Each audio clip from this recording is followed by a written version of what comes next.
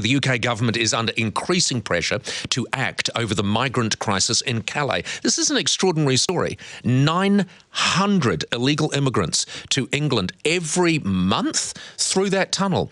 David Cameron has decided that this is a good time to go on holiday too. And in Italy, a group of grannies finally get their first ever holiday to the sea. How lovely is that? Europe correspondent Melissa Davies joins me now. Mel, great to have you with us. Let's start by talking about this migrant crisis.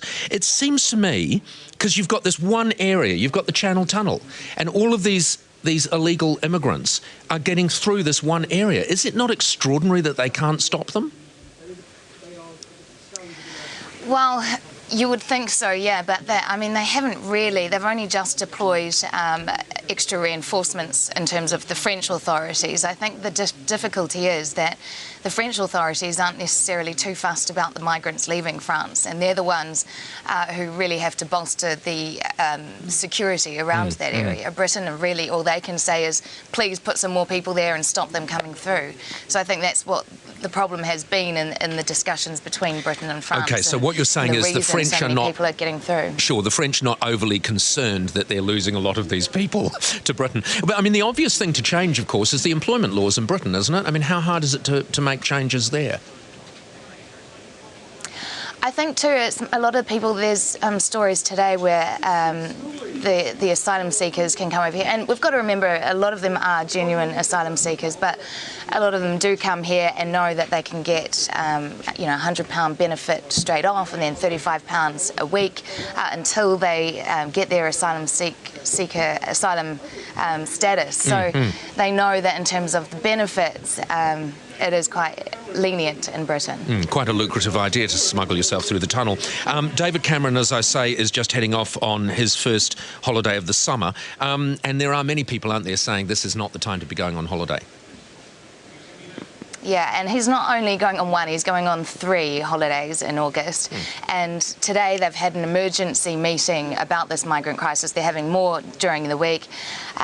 People are saying, look, you're not really taking this seriously. On one hand, you're talking about a swarm of migrants and talking about how this is such a crisis. And on the other hand, you're not even present at these emergency meetings. So he's facing a lot of criticism for that. And a Swedish minister too, who's saying, well, he shouldn't really even be calling them illegal immigrants. That's playing politics. But he's getting it from all corners, from opposition and from leaders in Europe. Mel, one of the upsides of him going on 3 holidays in the coming few weeks is that he will be getting a bit more sun. And news out, Britons need more vitamin D.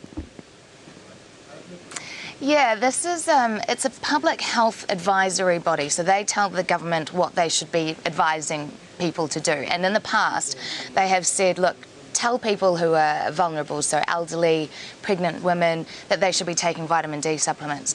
What they've done is, with a recent study, they've said, oh, hang on a minute, I think you need to tell the whole population that they're not getting enough vitamin D because at least 1 in 5 are far too low in vitamin D, which of course you need for healthy bones and teeth and that sort of thing. So, yeah, they've recommended now that perhaps they should tell the whole population that they're not getting enough vitamin D through the sun and that they should be taking supplements instead.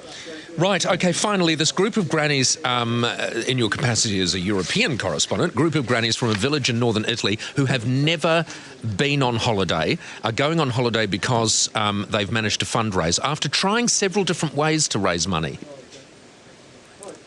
Yes, they weren't so successful with their first fundraising endeavour. They wanted to put out a calendar, where they kind of dress up in various things and show themselves into in their kind of lifelong dreams, I guess. So, for example, there's one granny who is sitting on a paper plane and she's holding a New Zealand flag. Well, this calendar wasn't exactly popular with the locals. It was a bit of a flop. So the grandchild of one of the grannies said, why don't you go and try crowdfunding on the internet? Well, within 3 days, they had enough donations from all over the world to go off on their seaside adventure. They've got an average age of about 80, and most of them have never, ever seen the sea because they live in an alpine village in northern Italy. So they're off do that. Oh, that's nice. Well, we'll follow. And I think we'll they're follow going them. to send postcards to everybody. I'm that sure gave they them will. money. I'm sure they will. How exciting.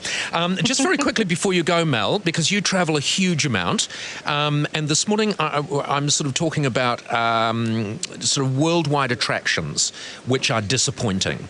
And everyone sort of has one. What is the iconic thing that you have finally seen and thought, oh, that's a bit ordinary? Is there one that strikes you? Yeah, I mean, the pyramids in Egypt, they're not, I wouldn't say the pyramids themselves are underwhelming, but the experience and their location, it's kind of dirty in the middle of the city. It certainly was a bit disappointing for me. So the pyramids for you. Okay, good. Mel, thank you very much. That's Yes. Melissa Davies, our UK correspondent.